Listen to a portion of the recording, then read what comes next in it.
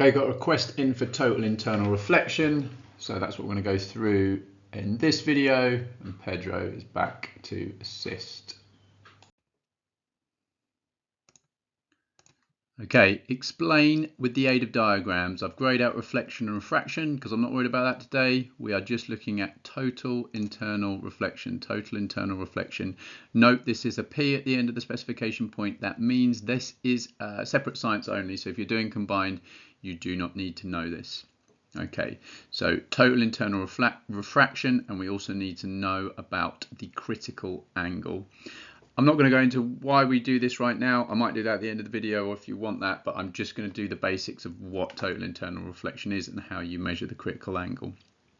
Okay, so as with all diagrams where we're doing optics or where we're doing how light refracts, reflects, things like that, we always have a normal where we have an incident, where something is happening, where there's a change from one medium to another. Now you might ask why have I not put a normal here? Well, if we did have a normal there, it would be exactly along the ray of light that Pedro is shining into this block. So it would be at 90 degrees. And if it's moving, if the ray of light goes along the normal, so hits the new medium at 90 degrees, it will not change direction. So that's why the ray of light with this semicircular block is going to go straight in. And so we're interested, if I just get the cursor, we're interested in this incident here as the ray of light comes out of the block. Now we're assuming this block is glass or perspex, and we're assuming the yellow outside is air. Okay, so like you will have learned about before in refraction, this is our angle of incidence. Okay, so we always in optics measure to the normal. Now in this case, as I say, I'm not going to go into the detail of refraction today. You can either ask me for that or we can look at that another time.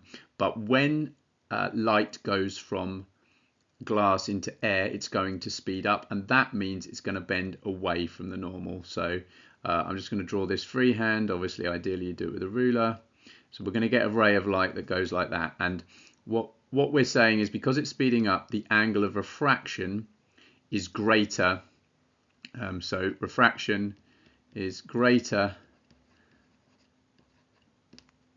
than the angle of incidence when we're going from more dense to less dense and when the ray is speeding up.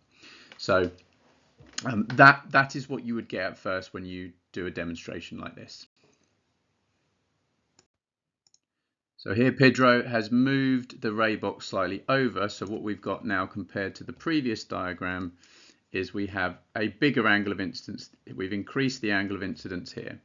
And so as a consequence, the angle of refraction will be even bigger than the one we had before.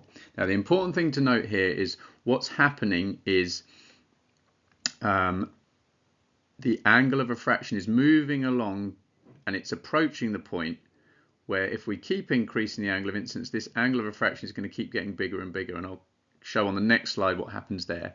It's worth just pointing out, I might just do this in a different color, you would get some reflection in here, so there will be some light reflecting like this and coming out there. That will happen, but it's not total internal reflection, because it will only be total internal reflection when all of the light is reflected.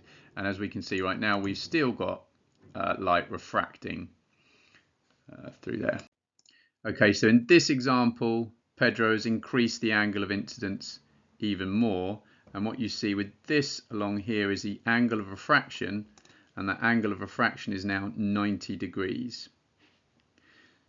And this is where we now have our critical angle. It's really important though, if I put C to represent the critical angle is just an angle of incidence. So this is also the angle of incidence, but it's a special angle of incidence because it's the angle of incidence that gives you the angle of refraction.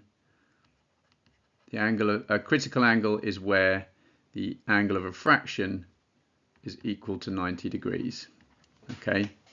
So it is an angle of incidence, but it's a special one where refraction equals 90 degrees, and we call that the critical angle.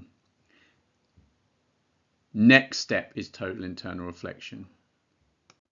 Okay, and we finally got to total internal reflection, and total internal reflection happens whenever the angle of incidence is greater than the critical angle. So what we can say about this angle of incidence here is now greater than the critical angle. And once that happens, all of the light is totally internally reflected. Worth noting that at this point, it will now follow the law of reflection. So in this example, the angle of reflection here of total internal reflection is going to be the same as the angle of incidence. So total internal reflection is what happens when the angle of incidence is greater than the critical angle. And note, it happens when the light is going from a more dense to less dense medium. So just to be clear, this wouldn't happen. You can't have this happen going from air into glass. You can only have it happen going from glass into air. And the reason for that is, imagine if this was going the other way around, it would slow down as it goes into glass and it bends towards the normal. It would never move out this way to get to an angle of refraction of greater than 90 degrees. Total internal reflection. If you have any questions about that, stick it in the comments. If you want me to go into detail about why we use that, then again I can add some more stuff, but for the moment that gives you an explanation with the aid of ray diagrams of total internal reflection, including the law of reflection and the critical angle. I hope that's useful. As I say, any feedback would be useful, and any questions, just stick them in the comments. Thank you.